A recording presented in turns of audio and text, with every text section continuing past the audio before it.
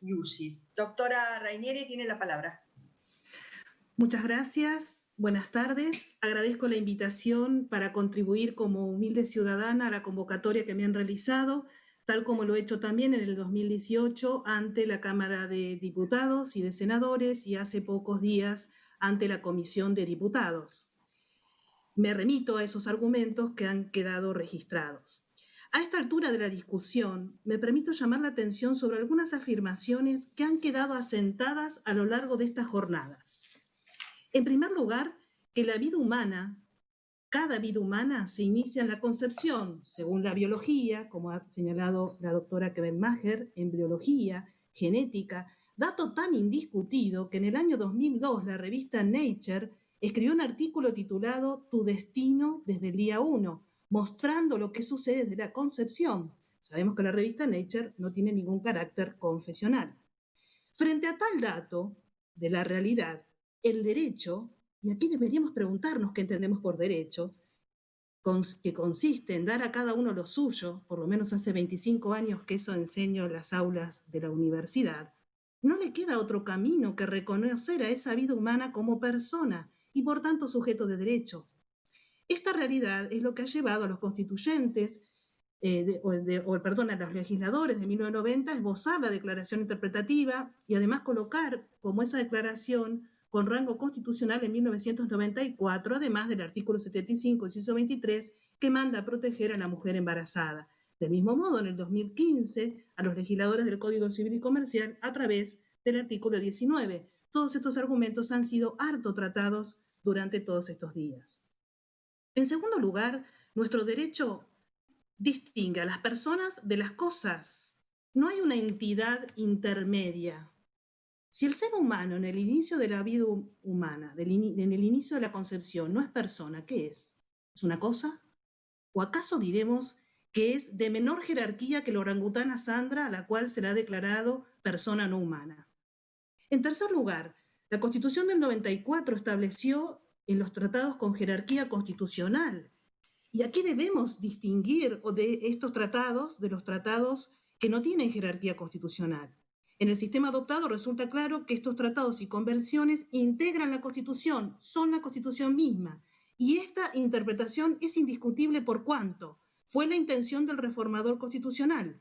La misma Constitución define que los restantes tratados tienen jerarquía superior a las leyes, pero inferior a la Constitución.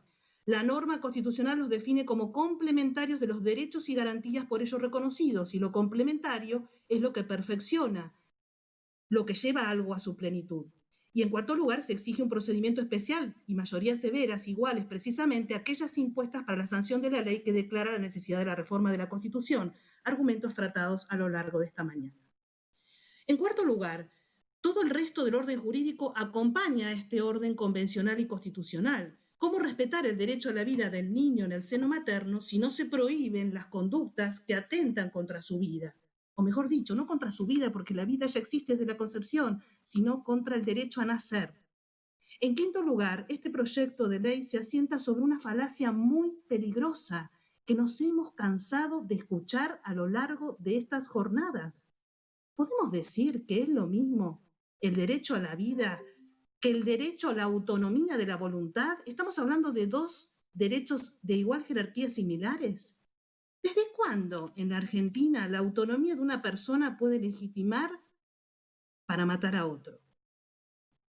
En sexto lugar, no hay razones lógicas ni claras para distinguir que no hay derecho a nacer antes de la semana 14 y sí después de la semana 14, aunque con ciertas restricciones como la ampliación de causales. De hecho, nótese que de aborto no punible del Código vigente se quiere pasar a un derecho al aborto por causales desde la semana 14 hasta antes de nacer. Y a propósito de este tema, ninguno de los que proponen este proyecto ha logrado responder a las múltiples preguntas que se les han realizado sobre la posibilidad que da esta ley para que se realice un aborto hasta antes de nacer bajo las causales establecidas, salvo el doctor Sebastiani, que todos escuchamos con bastante asombro la descripción de lo que se hará. Saben ustedes muy bien que el aborto por nacimiento parcial incluso Estados Unidos lo ha prohibido. En séptimo lugar, no hay duda que este proyecto favorece a varios actores. Veamos a quiénes favorece. a los organismos internacionales que hace tiempo quieren esta ley. Recuerdo cuando en el 2018 se desaprobó, no se votó en el Senado, los carteles en los grandes países industrializados que tienen aborto ponían en sus marquesinas: Argentina logró detener la presión internacional. Asombrosamente, hoy a la mañana se dijo que nosotros estamos obligados a lo que dicen los comités de derechos del niño, más que lo que dice la propia Constitución o nuestras reservas. También serán favorecidas las clínicas clandestinas que hoy imponen realizar el aborto. También a los hombres señalados como cobardones por el doctor Bianchi hoy a la mañana, que se verán beneficiados por no hacerse cargo de un embarazo no deseado. ¿Cuán poco hemos reparado en esto, siendo tan evidente? El padre del niño no es mencionado, aunque haya contribuido a su gestación. En octavo lugar, este proyecto desconoce de modo alarmante las consecuencias dañinas que suceden en las sociedades que ya tienen estas leyes. Consecuencias para las mujeres, las familias, la sociedad toda, como lo ha señalado hace poco Ségolène du Closet el tema en Francia.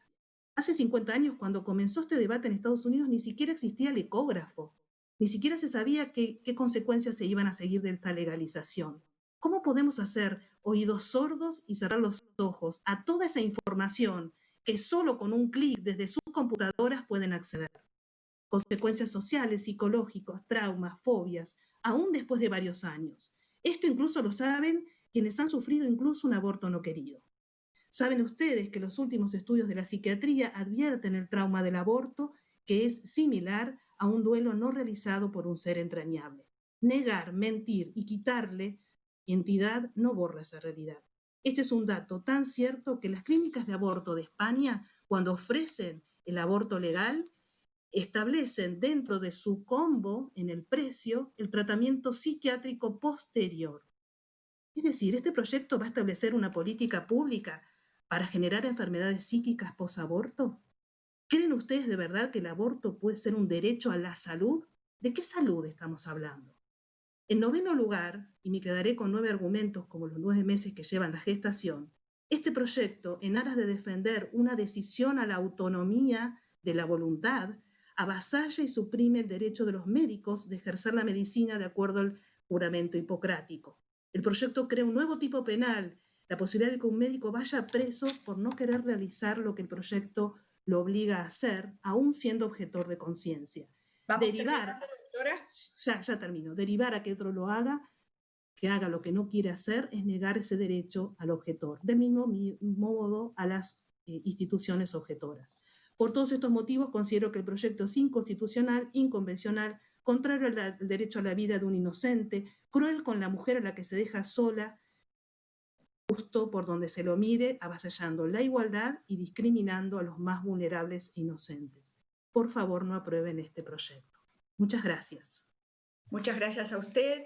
Como no tengo preguntas, vamos a seguir. Al final... Tengo preguntas, Presidenta.